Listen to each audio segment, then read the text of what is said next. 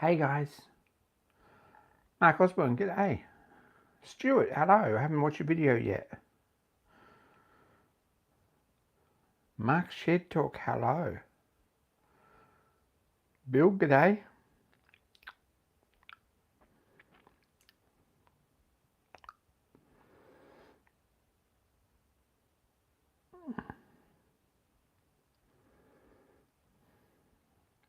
Mixed crowd.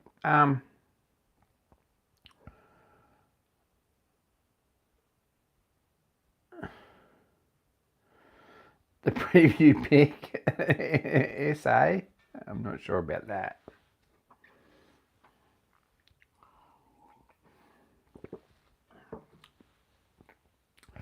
Ever heard the saying like a rat up a drain pipe?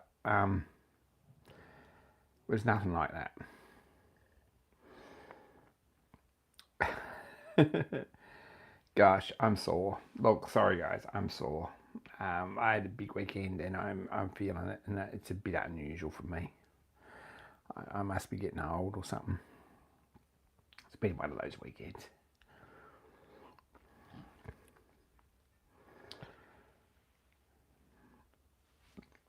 Saturday was a day off. So Friday night I went to Fridges, went to Dan's shed, which was awesome.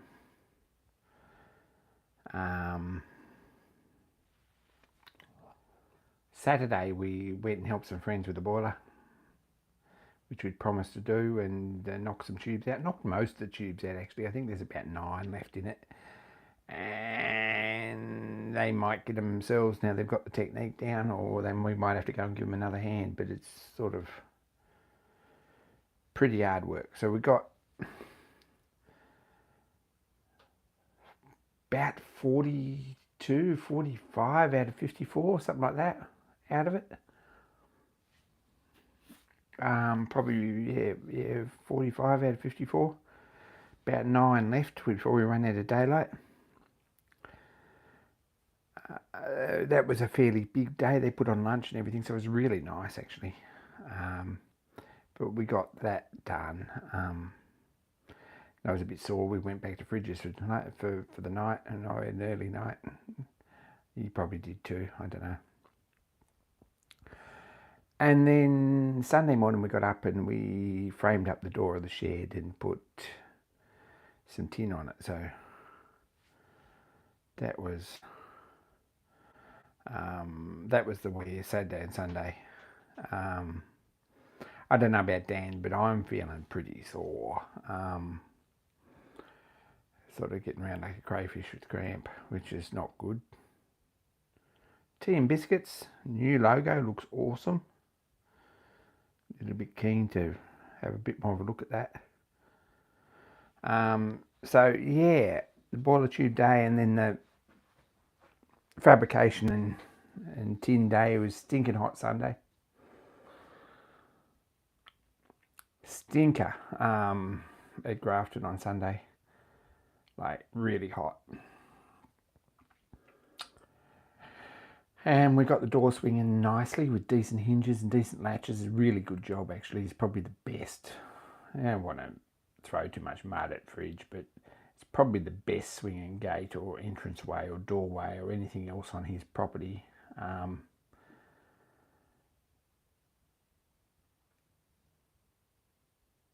That's a bit rough, but it's kind of how it is. Wasn't a bad job.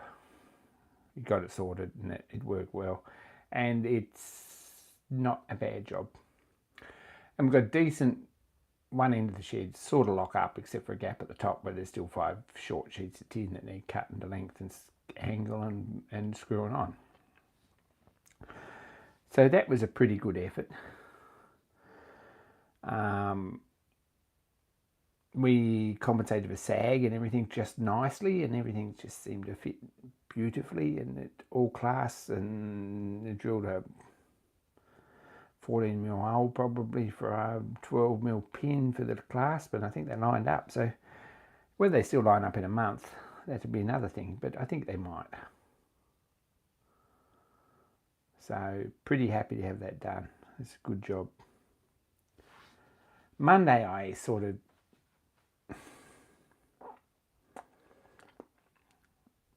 did a few things. I had to drive around is what I did, and I went and talked to people and organised some stuff. There's a very elderly door on the shed on the side door, which has got a mortise key in it. It's pretty average, sort of. It's a really only a 2-lever lock. It's not clever, but there's no key for it. So I took that and called in a favour to get that cut. Be ready next week. We'll have a look at that next week.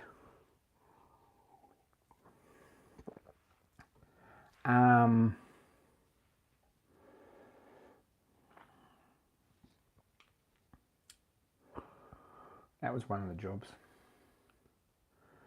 Don't know, I don't feel like I've done very much in this. I was here on Monday and Tuesday, and I don't think I did enough. I'm really feeling a bit guilty about that, and the anxiety is creeping in because there's so much to get done in the next 6 months. But it should be fine.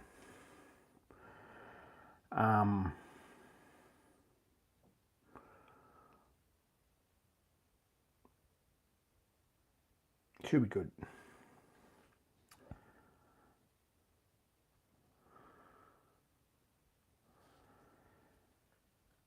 So a few jobs like that. Drove around all over town. I ordered a piece of bronze for these valves for this pump. Should be here hopefully before the weekend, so I can have a bit of a go at getting them done next weekend. That's the idea. Probably go to the foundry too, because there's jobs that still need to be done. I've got pretty bad track record last time I went to the foundry, so there's a lot of stuff needs to get done again. I've given these, where were we with these oilers last time? These ends were made, they still had to silver solder them in. Now, they silver soldered okay, so I'm guessing that they're both actually like bronze rather than aluminium bronze, because they wouldn't have soldered if they were. This one's brass and it's a much better job. This one's probably bronze, but it's not terrible.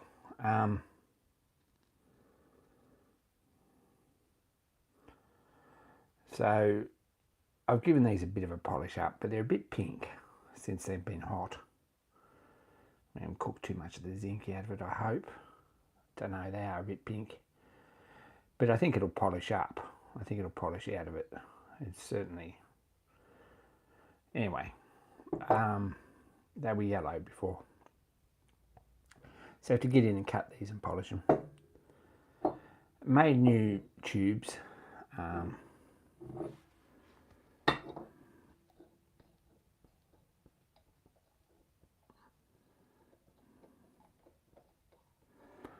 Notice there's still clean spots on my bench, which I'm really impressed about.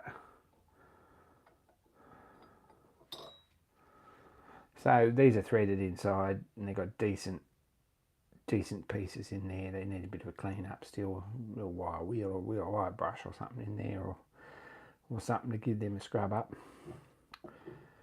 And then 2 new tubes to write like to actual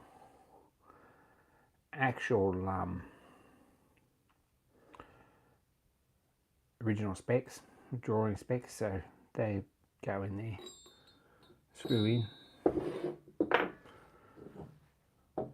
And modified the other gardener sprinkler, like pop-up sprinkler spring, to be nice. It's sort of on centre and right angle and stuff.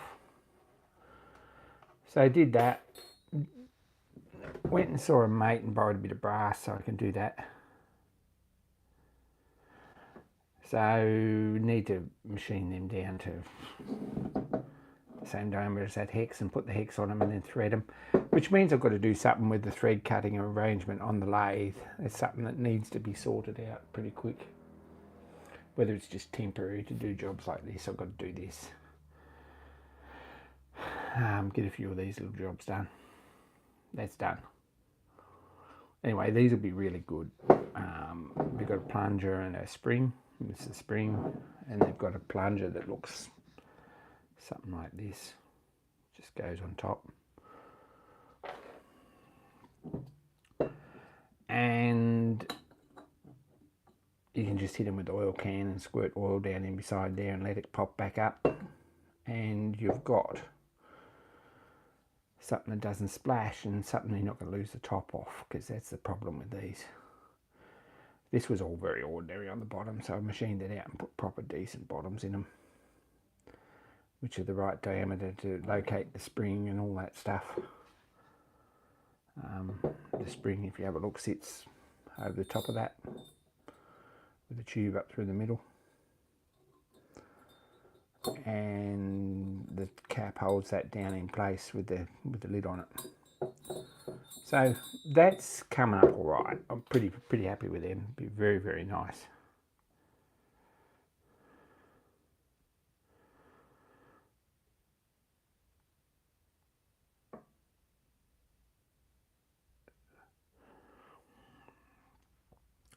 They'll be done next few days. Promise. There's not a lot of work in these.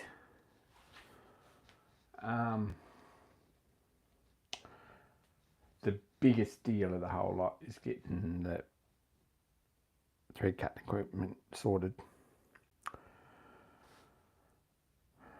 so I can actually put some threads on them, get them going, and a few other bits that need threads as well, but they've got to be better than the way they were. So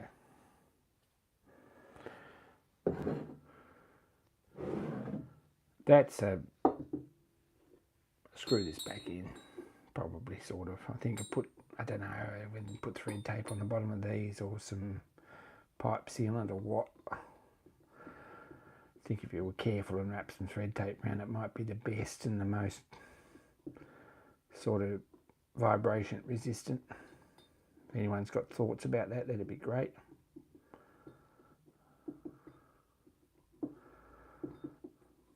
But that screws in there. It's not tight yet. That goes over there. This goes on top, like so, and then the cap screws down over the top of that. That's one job. Hey Raymond, we had some discussion about this because it isn't really ideal. It's a lot less than ideal, actually. And after searching around on the internet and asking a few people and so forth and so on, I found a picture of this, which makes me think that this casting, this elbow casting, is not the original.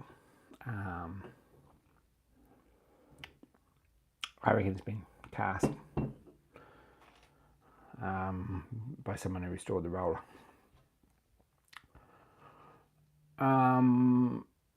Not sure why. I guess it's, don't know how many of these bits were actually missing in the park or what the story is. I've not seen pictures of that. So maybe the pumps off something else as well. I couldn't find a serial number on it. I did have a bit of a look. But Nigel, good day. New video from Nigel this week. It's very excellent. Very difficult to pick up a project after so long away, and we understand that, but really awesome. Good catch-up video. Really enjoyed it. The original could have cracked. More likely someone pinched the pump and someone's found another pump for it and never had elbow, because they never all, this might be elbow off. This pump here could, no it's not. It can't possibly be off marks because it's not the right way around. But it's probably off another roller or engine or something. A lot of the other brass work has got different serial numbers on it, so maybe that's what it is. Anyway, someone's probably cast this and they haven't ground out enough here for the bolts to clear, which is a bit crap, because when you put this in here, it doesn't turn. And even when you grind the side off the bolt like they have underneath there, when you do the bolts up, they bend, which is awful. So I've got new bolts. I'm going to grind some more out of that and give it another coat of paint. So that's on the list of things to do too this weekend or some point. And I've got new gaskets for it, so bolt that up, put some, the bolt probably needs to turn. It probably doesn't need to turn, but it needs to sit in there nicely. So we're just going to grind some more out of it.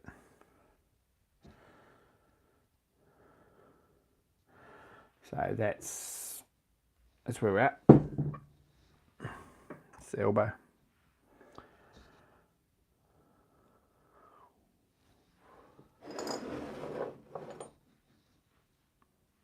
Fridge.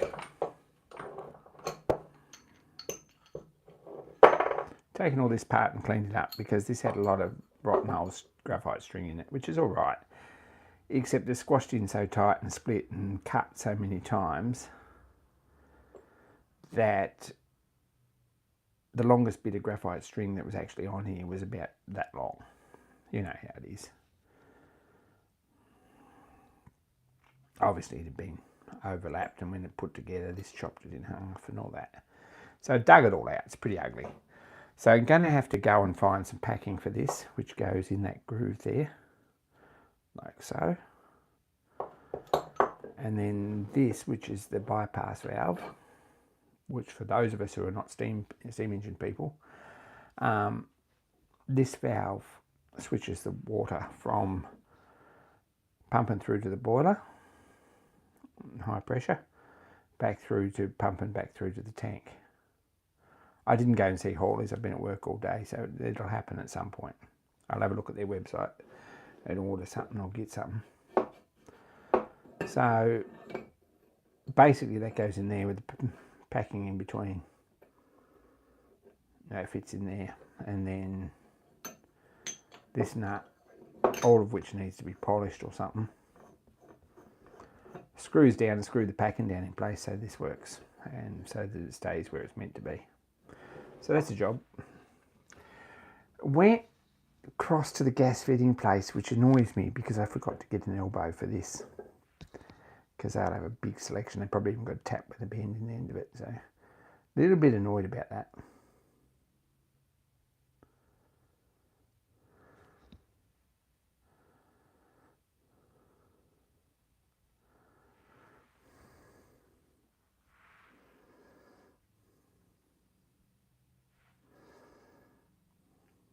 So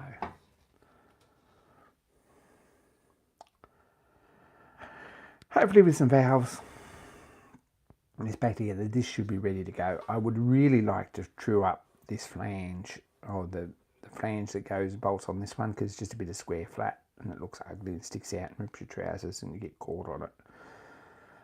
So probably I'll rough bolt it up and draw around it with a paint pen, and at least the front we're going to cut to shape, I think. So that's a job. And we'll put all that together. So that's something else we did a little bit of, but it looks like we did a lot more than we actually have. We've just done a lot of thinking about it. Not sure there was much else happening. So for 2 days I haven't done much. Got some bits. This was going to be a thing, and I really don't think it is now. I don't know what to do about this. If anyone's got any thoughts about this, I need a 14.7 volt power supply that's about that size. That's not 18650 batteries, LiPo cells, because they're not real clever. And the battery chargers I've seen are a bit of a fire hazard, to be honest, and I would rather not have them charging here, because I'll forget them and there'll be problems with them. If there was some other way of doing this, and I'm thinking radio control car batteries at the moment, depending on how many amp hours we get out of them, and balanced chargers, that's probably the best. They might be a little bit smaller, but this turned up. Oh,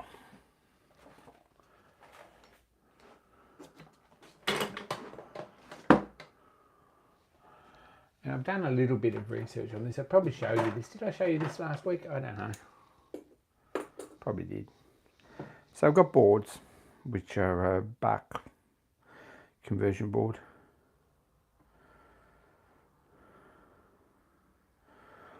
No, it fit in the top of the lamp. Not really. There's not a lot of space for anything there. I'd like something that just slides out in the position of the ordinary lamp, so we can put the lamps back if we need to. So I've got this board and the lamp. What I thought I'd like. See, this is what we're replacing. See, the battery pack doesn't fit. Sorry, Dan. That was my first thought. Did some measuring and working out and had a bit of a look and couldn't make it fit. It's bigger than you think. So the hole's smaller. What I was going to do is make a piece of tin like this so it slides in. Same, because that's what it slides in on. And my thoughts at that point were to, on the piece of tin, to mount this with a bit of a gap, right? And put 4 3.7 volt batteries in it. It's all right. Joe doesn't. Journeyman, g'day, Randy.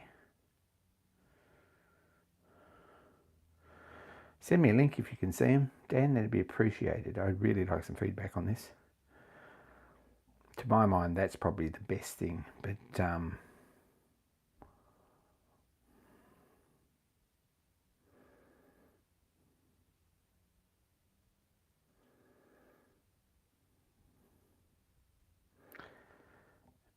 I'd like to see a picture or a link. That'd be appreciated. I was going to do this, and then I was going to have like a hinge cover that falls over and fit this into the top of it somehow, so that when you press the button it gives you voltage readout for delivery, and you can adjust it with the trim pot to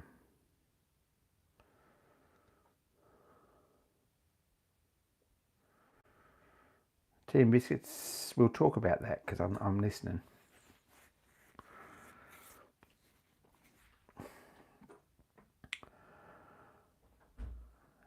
And operate this, so it doesn't matter what the power source is as long as it delivers about 14 volts.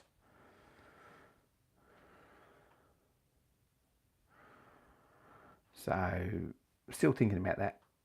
Jury's open, don't know what's going to happen. Like to see it working, but well, it's more than 12. I think this needs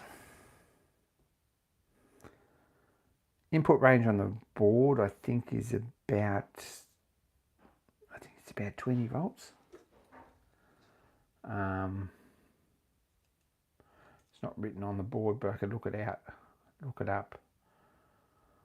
I think input's about 20 volts on them.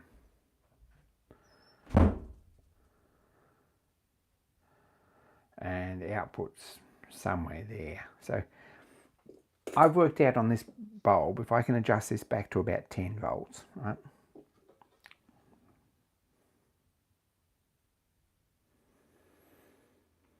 If I can adjust this back to about 10 volts, it gives us pretty much exactly the right amount of power to use the round glass and the window and everything effectively.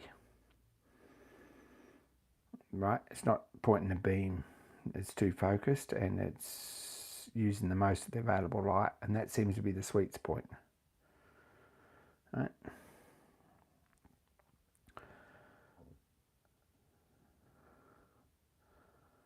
So if we regulate it back to that the reason 14.7 or whatever it is because that's 14.4 or whatever it is, that's 4 lipos. But this isn't ideal because if we have a look,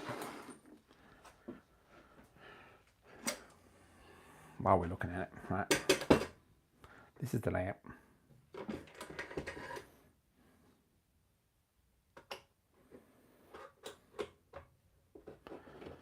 Right, it's got a reflector in the back here, right? It's got a round lens in the, like this is an optic lens in the front that's flat on the back and round in the front. Gives at the right sort of brightness, it gives a pretty decent ambient glow. If you go too much, it ends up with a spotlight.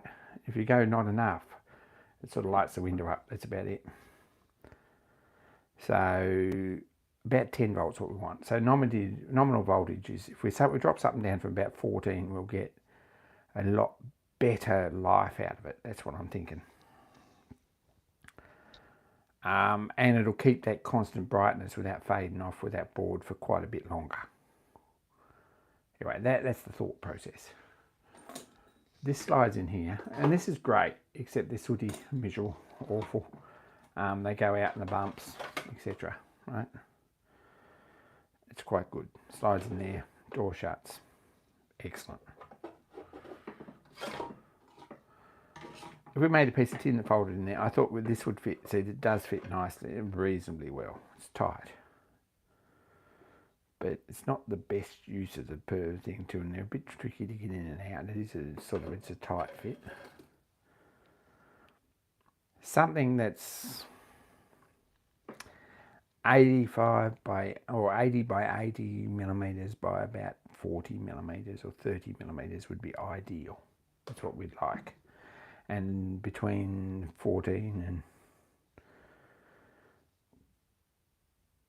between 12 and 15 volts. So nominal voltage, yes. That's where we need to be. Still thinking about this. Got 6 months. It's not going to last long. It's a little bit crazy actually how quick it's going to go, but I'd like to get it fixed. And in hindsight, this is pretty crappy actually, because for one, it's not cheap. If I buy Toshiba batteries to go in this and a decent battery charger, I'm up for about $250 for enough to do 4 lamps, 5 lamps, which I'd really like to do.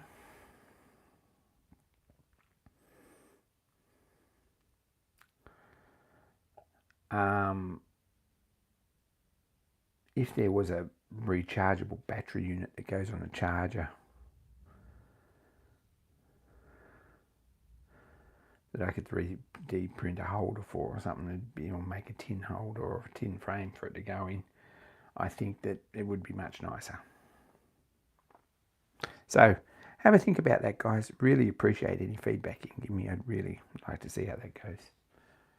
Anyway, that's something we're working on.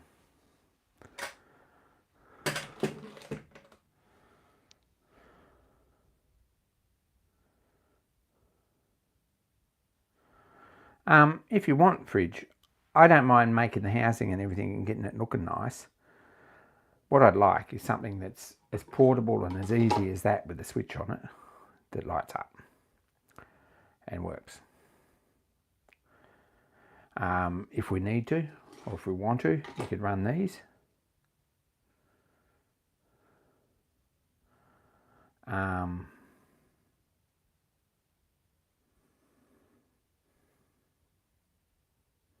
Yeah, NiCads might be the issue, but anyway, we'll see how we go with that. We'll have a talk about it sometime, fridge.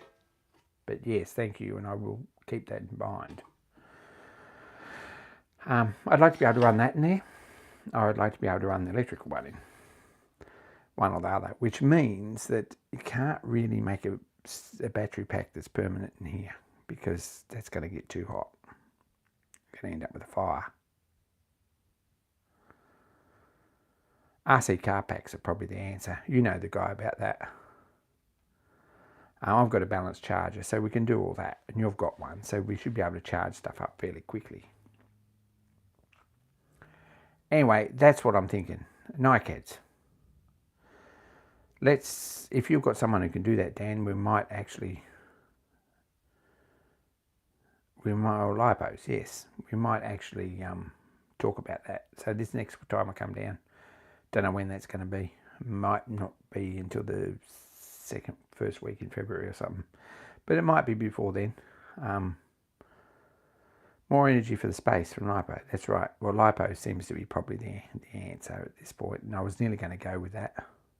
You didn't want to use lipos. No, I didn't, mostly because they're expensive and they're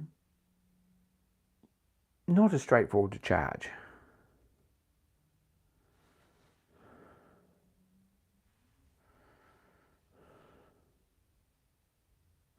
But yes, there's 3 watts on that. And I would say that this has got more at 10 volts than this has got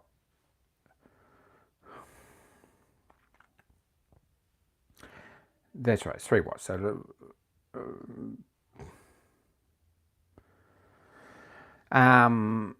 okay, we'll talk about that. I'm definitely down for that, Dan. Really appreciate that.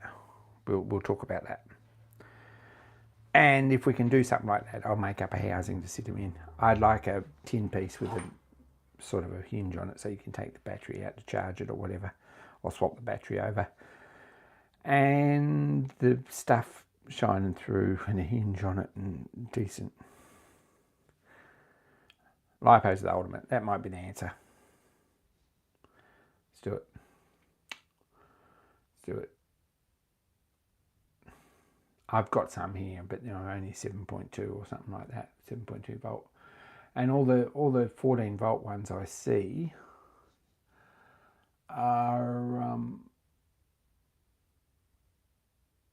too long for the gap. So something custom made would be fantastic. If I put a 14 volt one in there, it pokes out the end on each end. So a custom made one would be absolutely ideal. We might put that in motion pretty quick. Get them going, get that sorted. But as far as these, it's a bit crap, and the wiring diagram's a bit crap, and they've only got to get oil spilled on them. I don't like them much. Be nice to fit a drill battery, either in the top or in the bottom of the lamp. It won't go in the hole.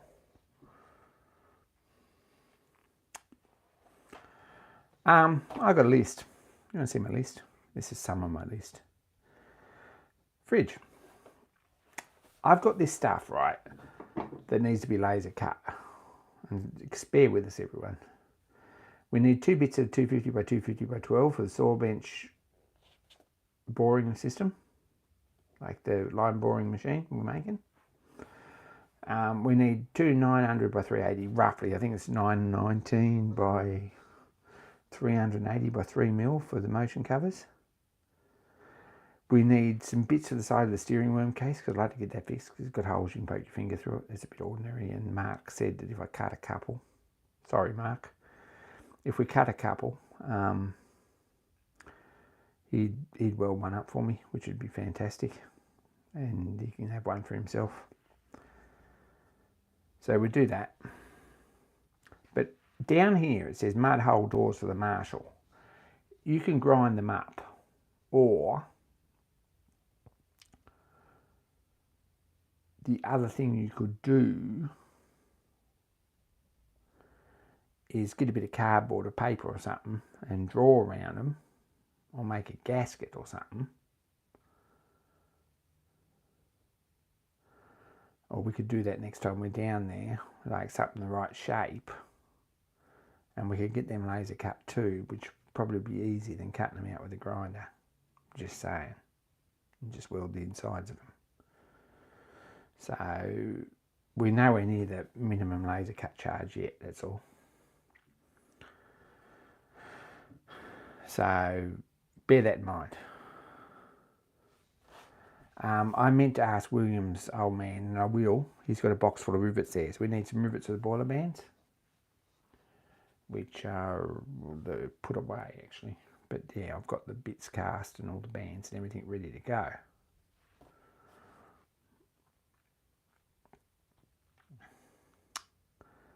I've got guys making a wood box for the back of the bowler, which is really nice. Some operator tokens, so we've got to sort that out. I've still got to have another go at, and I'm sort of feeling a bit lost on this because I'm having trouble with it. Got to have another go at this Argyle car impeller. It's a tricky thing to cast, so might have a bit more of a go at casting that, making a pattern that we'll cast before the weekend.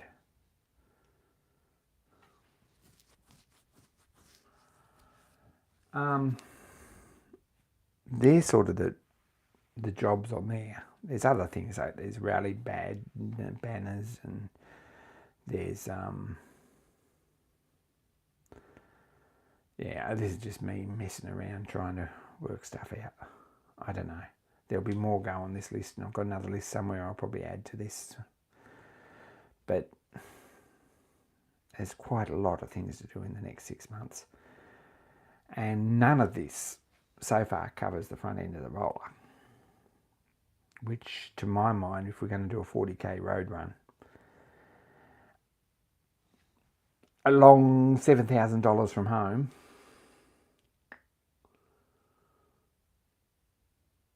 really want the front end right. I'd like to get that done. I'd really like to get that done. So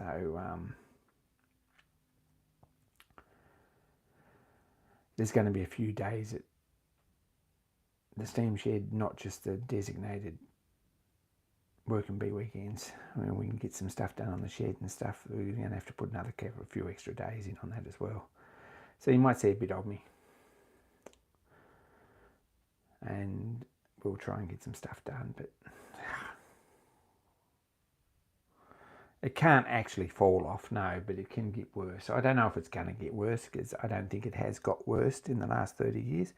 I honestly don't think in the last 20 years it's got any worse. And I don't think it will get any worse. It's just that that hole's getting belted out and it needs a new pin in it and a few bits. And if we're going to do it, we might as well make it right.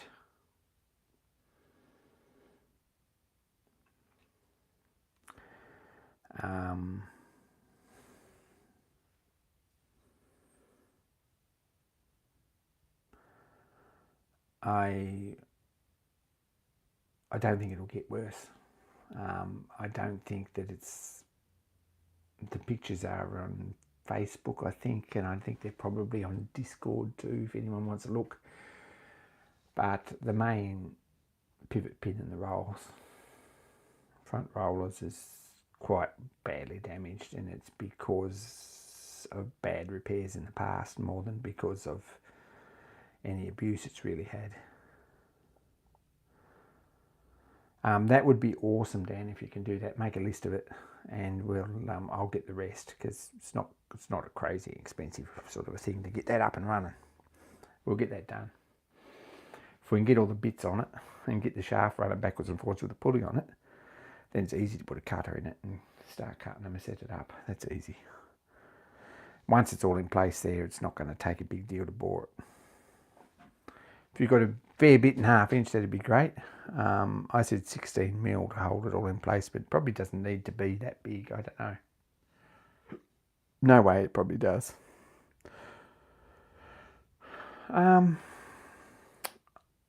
we're at it, right, because I need a break from steamroller stuff, and I've got too many other projects anyway, and I'd like to see a little bit of progress on stuff. I thought I'd start another project.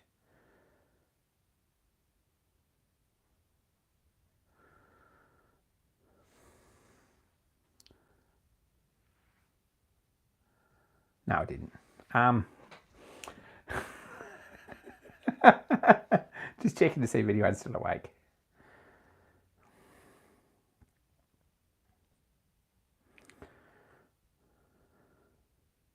Don't know if you are or not. Anyway, there's stuff coming out every year anyway. And at the moment it's so stinking hot. But I had a bit of aluminium. Right. You can see where this is going. So I dropped it in at a friend's place, or at a person I know's place who has a sheet metal works and probably charges more than anyone else in southern Brisbane to do jobs like this. And got him to cut it to length and bend a piece around 170 by 170 by 170. Now, I think I gave him the wrong instructions, and it's going to be about 170 by 185 by 170, something like that.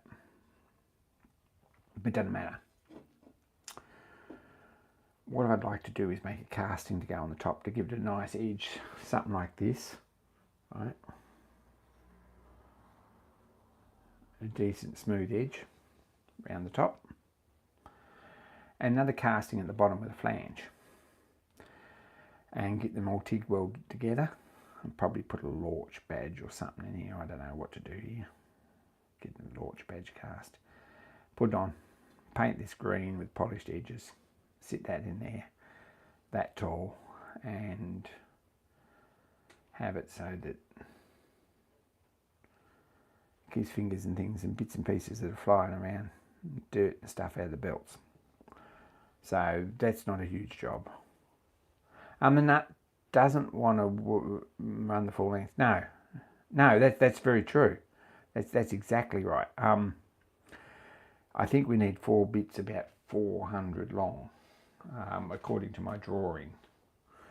I had a sketch as well, and I don't know where that is, but according to the drawing I drew up, I think they're 400 to 450 long, and they only need to be about 100 mil of thread or something on each end. It's probably not even that much. It's probably only about 300, 350 long or something with 100 mil of thread on each end. And 2 nuts on each one. And it should all clamp nicely on that outrigger bearing with self-aligning plumber block on the end of it. And the shaft will spin and slide nicely in that and spin. We put a pulley on it. And we can do the same on the other end with a bit of angle iron with some slotted holes in it. And I think we've got a pretty decent boring bar. Pretty decent. Really decent.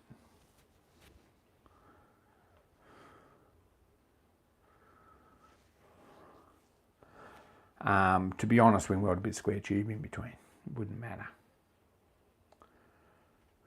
It's a valid point. Bit of reinforcing bar or something. Anyway, this is something we really need because I've got that hole there and I've had that hole for 20 years and it's not that good. It's 15 anyway, I think something like that. It's probably 10 years, it's probably 15 years since I had this up and running. And I'd like to fix that and get something nice on there, the decent launch theme. And that's something we've done on the lathe. I've got to get this sorted out again. Here to here. I've got the bits sort of. It's a bit ordinary, but I'm going to sort of just put a grub screw in here again and sort this out and get it going. Then at least in this chuck we can thread those tops and all that stuff and get it done. So that's a job. This weekend, at least it's air conditioning in here. It's not at the moment, but it can be air conditioning in here, so I can get in here and do a fair bit of work in the next little while when I wake up enough from after the weekend.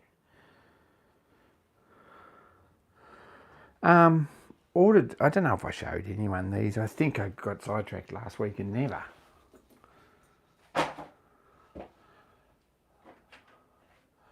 Because this I ordered with a lot of promise.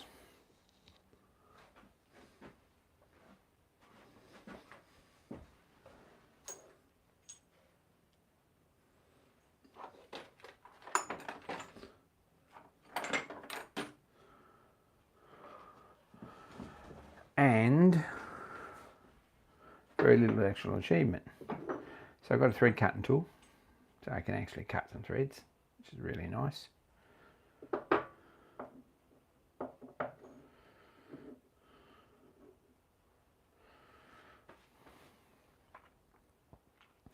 And a couple of round tools for doing things like, hopefully we'll be able to muddy our way through this.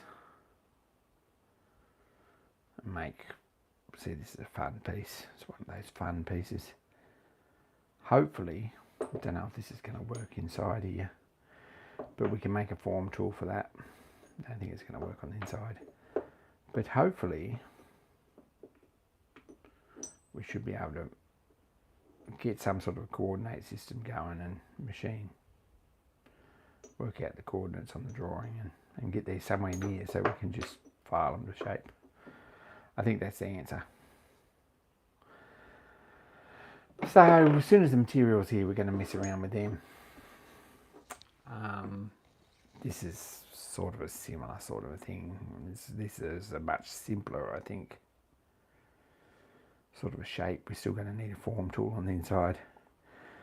And not sure yet whether it's the same shape as the inside of this or not. I'm sort of thinking it's probably not. Don't know, but we need to make these up as sort of as a bit of a priority. So we'll see. Bench is not really clear. There's projects on it. If I put this project in a box and this project in a box, and yeah, the bench should be pretty clear.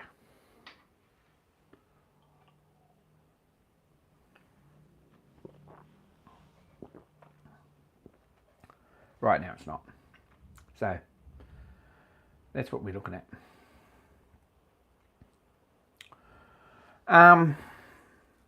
What's everyone else doing? I noticed that Tea and Biscuits has a new channel logo, which is really awesome. It looks great. I don't know who did it, the artwork, but it's really quite nice. I'm a little bit jealous because it's a good job. And I wish I could do work like that. Very awesome to see that. Saw a video from Bill with the clean slate video. I saw one from Nigel with his absolute blaster getting started on his locomotive again, and lots of New Year's resolutions that I don't think I'd be able to keep, but that's awesome.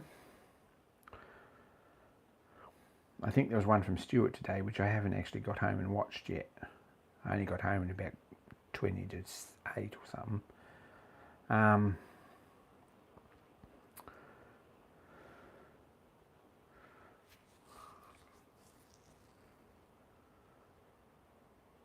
None of us will probably be replaced by AI. That's where we are, Junior and Randy. If you make yourself believe that, you probably will believe it. But I don't believe this to be the case. I believe that there needs to be a little bit of a revolution about AI, and I've had some discussions with friends about this in the last 24 hours or so. My take on AI is that it's next to useless without a control and somewhat skilled operator, like any tool. It's no more all-encompassing than, say, a CNC mill is, or a lathe and milling machine is in the right tool, right hands.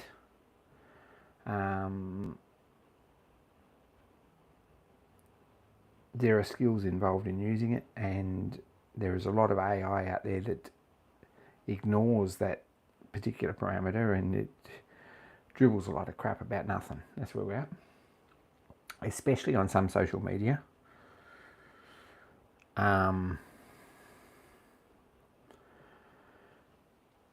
I noticed that especially technical or special interest subjects, there's a lot of dribble about fairly well known for pictures that I've seen in specialist groups and discussed at some length. So some background about what they're about, from whether it be push bike photo, or whether it be a steam engine photo, or whether it be a tractor photo. I have some knowledge of what they actually got the pictures of. So when I see AI dribbling, I think, yeah, that's not right. Something's wrong there. And mostly that AI is actually aimed at getting interaction with followers. So you best to just ignore that. Just let it go. Doesn't mean anything. It might get someone inquiring further into stuff, but generally it's about stuff that no one knows anything about, and the original post knows nothing about, and they've got no way of fact checking. So it's basically just bull, you know. That's what I think. AI, yes, it can do some things. It can't physically check torques on bolts, right? It can set up car computers and battery voltages and tyre pressures, and it can work out, it can keep someone between the lines probably. It can drive a car to some extent, or it can fly a plane to some extent, and it can learn from that, and it can do it better over time. What it can't do is physically check nuts and work out whether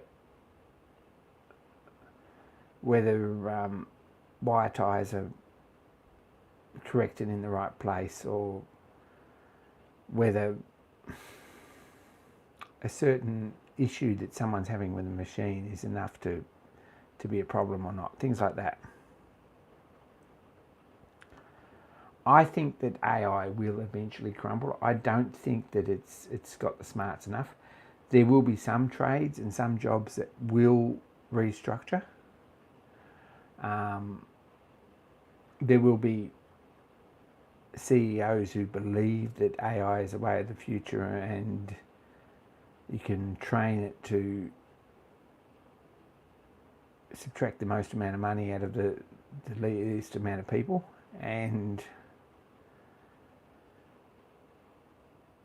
or the most amount of money out of the most amount of people. But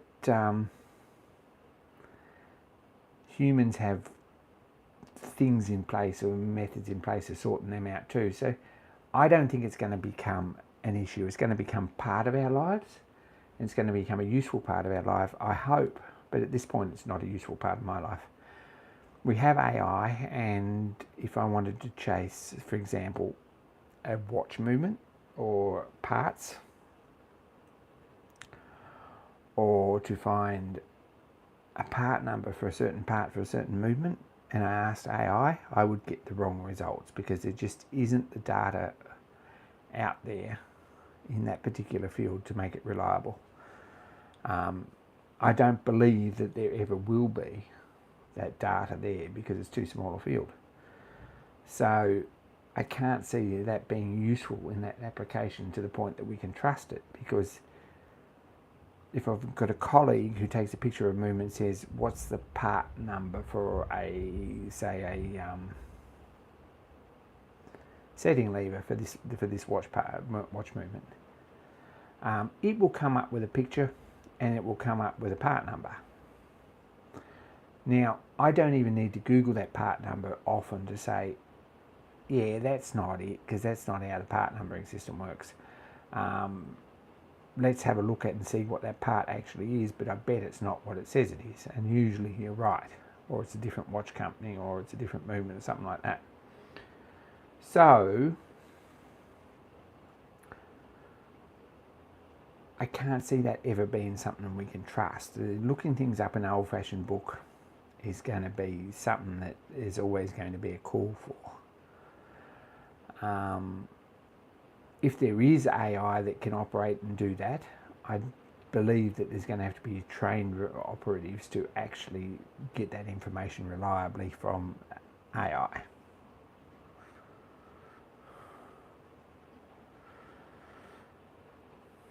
Hey, Paul. So that's my thoughts. Joe has a sort of a strongish belief that AI, he's got a different view. He thinks that AI will eventually take over some trades. I do not believe that. I can't think that, yes, while it will program computers, while you can use it as a tool to make things, it's still not going to check tensions on bolts that hold tools in places, and sharpness of tools, and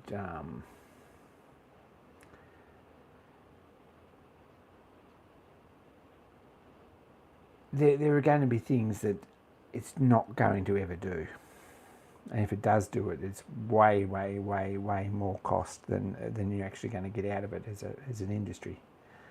So I don't think. That's my rant for today, but I honestly have spent 10 minutes, 15 minutes or something talking about AI. I really didn't intend to do that, but don't know. But I don't think AI is something you need to worry about. You just need to worry about knowing your job and knowing it inside out, and you can beat AI if you know what you're doing.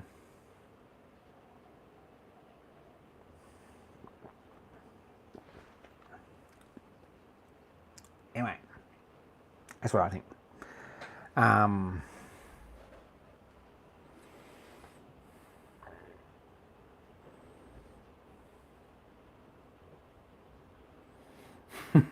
Tea biscuits, sorry. Yeah, you haven't even got me on tangents. You haven't got me on tangents of anything that I actually care about yet. These are all just random stuff.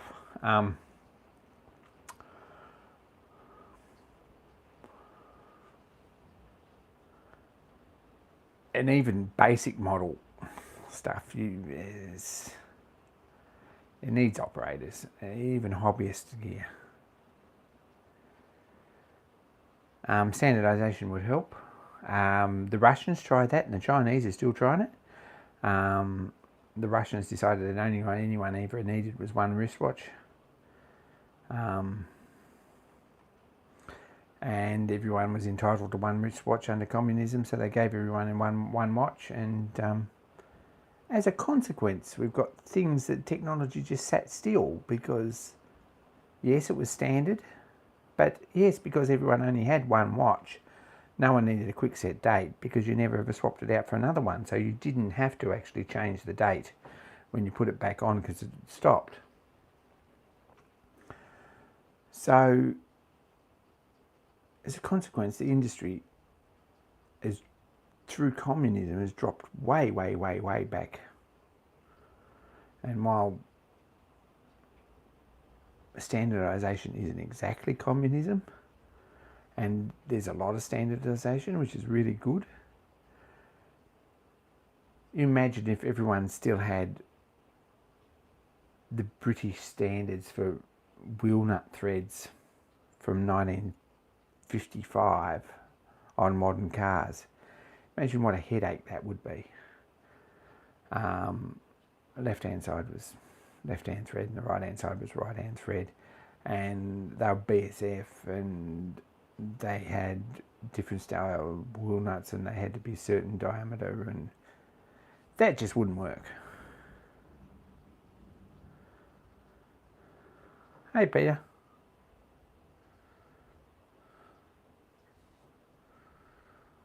But yeah, some things can be definitely standardized, and it gives us a much better range to choose from, and it gives us a much better price point, I think, and competitiveness to actually buy things.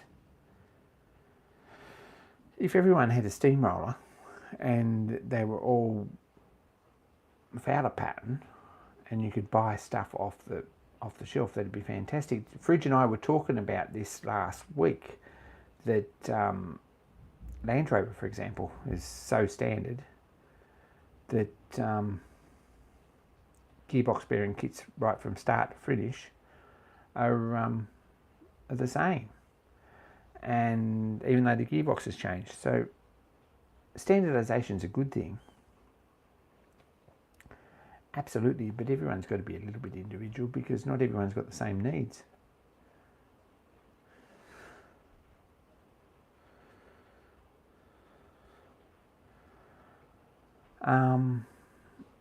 That's popular culture as much as anything, Bill, though, the hot water cylinders. No one's mining copper. There's still plenty of copper out there. I don't think we're ever going to run out of copper. It's just that no one's mining it, no one's making it because it's too cost effective. It's not cost effective, and it's much more harder on the environment to do that. So everyone's looking for ways to make fiberglass and so forth and so on. And yes, they're more efficient, but no, they don't last as long, and that's a trade-off. Energy sources are the same. There's well and truly enough coal in Australia to run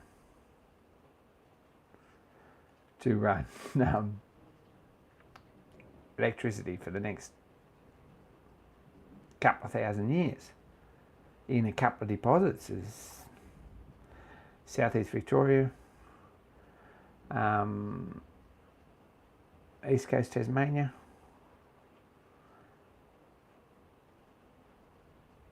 Way more coal than we'll ever need. And not far under the surface, very easy to get, cheapest form of power. But there's trade-offs.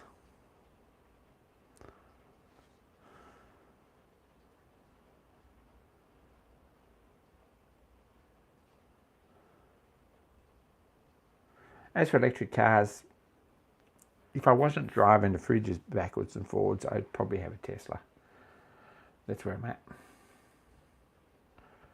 That's absolute heresy. I don't think Tesla has positioned himself in the market particularly. I don't think the guy who says he's Tesla has positioned himself in the market particularly well.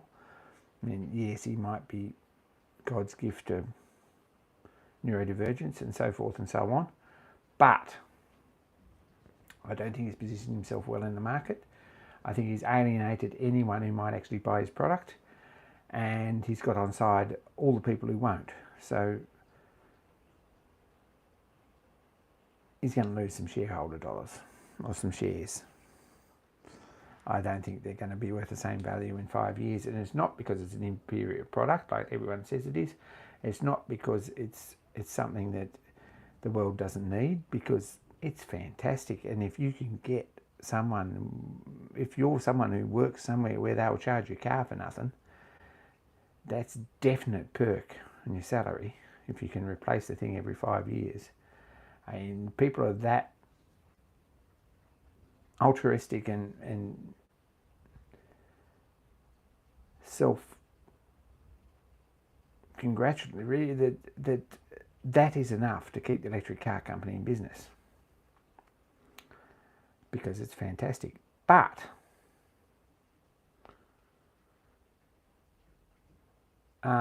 if you decide that you're going to get all the boomers on side and turfs and everything else, and people who have a bone to pick with any sort of change at all, they ain't going to buy electric cars. And if you decide to alienate anyone who is comfortable with change and comfortable with a new permissive society, etc., etc., etc., then they're not going to buy electric cars either. So that's something that doesn't work. And in the meantime,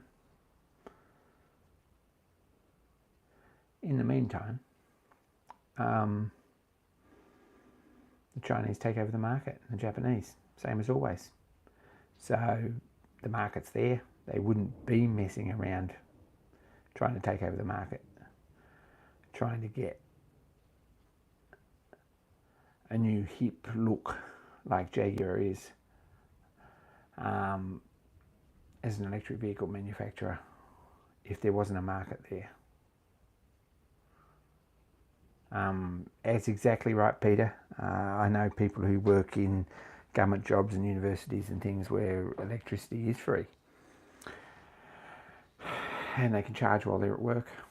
They're travelling 15 kilometres a day, going to the beach on the weekends. EV vehicle is fantastic, really.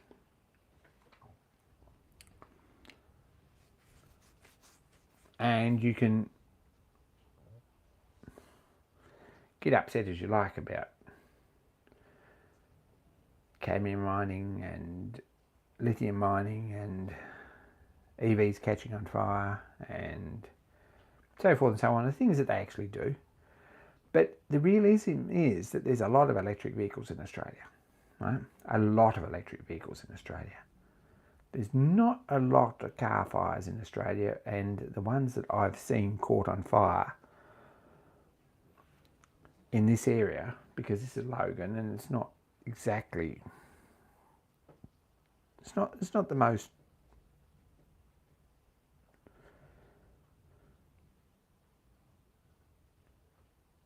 not the best area of Brisbane.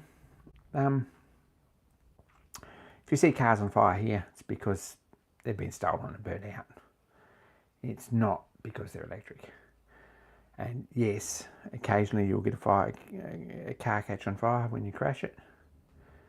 but it doesn't seem to happen very often. And the other thing is that the likelihood of an electric car, like a Tesla, crashing is so far, so much less than the likelihood of your 1990, 2006 model Camry, you know. It's going to crash. It's much more likely to catch fire. It's much more likely to get stolen and torched. Anyway, that's me. You asked, I delivered. That's how I feel about it. But Musk isn't going to keep building electric cars forever, because unless he changes something, because he's alienated everyone who might ever buy one, and he's nicely got on side anyone who has no intention and never ever will and can't be convinced to buy one. But that's where I'm at. Sorry, guys.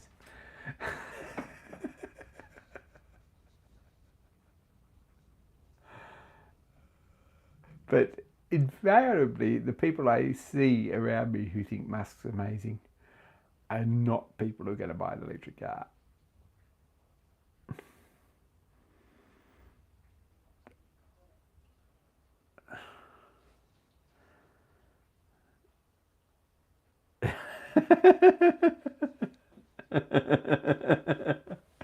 Anyway, anyone else want an opinion or something? Because I'm in the mood. I'm absolutely in the mood for opinions.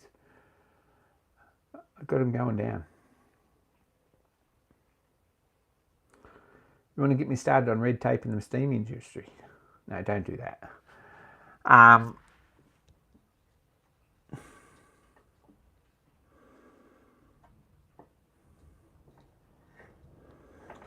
Anyway, my New Year's resolution is to spend more time in the workshop and get things done, and more time getting this roller back on the road.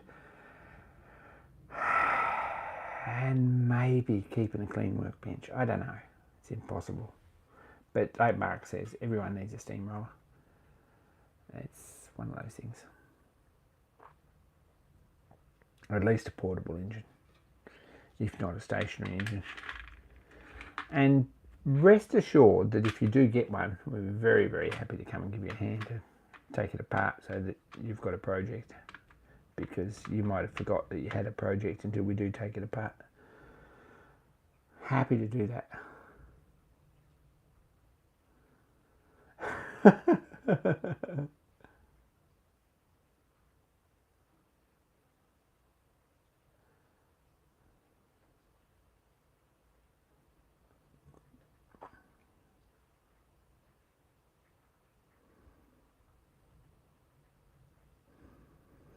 You ever get YouTube to be a full-time job? No, I don't. I really don't. I'm not mainstream enough. I don't have a face for camera, and I don't really have enough interest that everyone else is interested in. There are people that have a much better chance than me, because you make much better videos, but I'm really a lousy videographer. I'm a lousy editor, and I'm really not very good at this at all. I'm here on doing this because I like to catch up with friends, not so much because I like making videos. That's where we're at. Oh, there's people who can. There are English people in this hobby that are doing very nicely. My foot boy probably does very well out of it, and Keith Appleton probably does quite well out of it.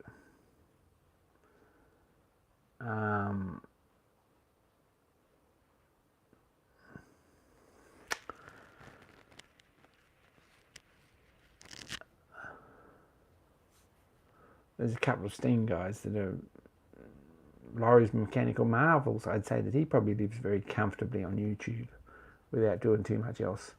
Alex Steele, I would say, lives quite comfortably on YouTube.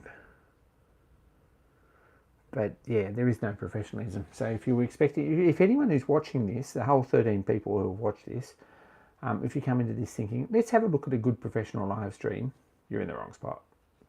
If you haven't worked that out by now, bad luck. But thanks for sticking around. See, that worked, because now we're back to 12. that worked. Now, something that I would like to see done, and I'm going to put this out there, and we're probably going to do it, I don't know. I would very much like to have an event at some point somewhere in northern New South Wales or southern Queensland or somewhere for miniature or model stationery and agricultural and road steam, like as in tiny stuff like Mammoth and Willisco and Kenneth Wells and stuff like that.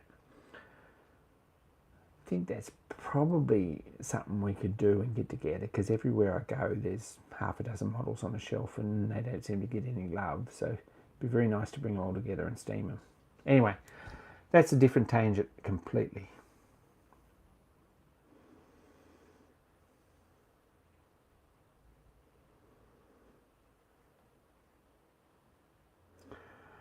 But I think that might be fun. Mark's got an engine. I've been places on the weekend where there's been, if I count them, probably I've seen about 6 or 7 toy steam engines. Toy steam meet, it'd be awesome, I think. That's how I'm feeling. But got nothing else to do. Maybe 2026. We're having a storm here. It's going to be nice. It's going to cool off a bit, I hope. We'll see how we go. Stuart, absolutely do that. You tell us when you're coming. But I've also got to get down and see you, Stuart, at some point. I don't know when that's going to be. I'd like it to be sooner rather than later. Anyway, we'll see. Anyway, I'm going to call this, guys. I've ranted on for long enough about nothing. You make me feel heaps better. You got rid of some anxiety. You built it all right back up again too.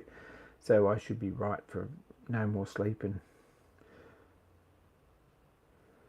so forth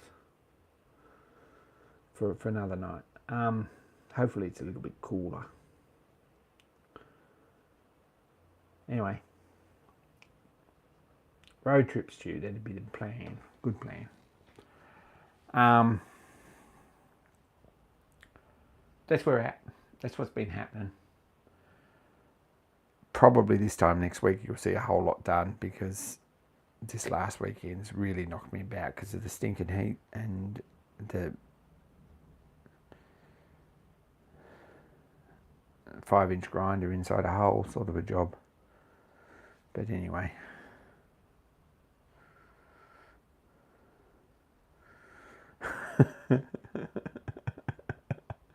Anyway, I'm out. Thanks, guys. I'm probably going to be on Discord for a bit because I've got Stuart's video to watch at least and a few other things. And I've got to do...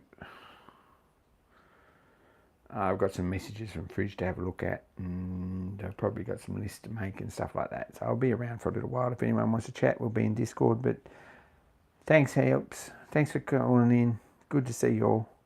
Really appreciate the company and the thanks for listening, because I just don't take any notice of anything I've said because it's all crap.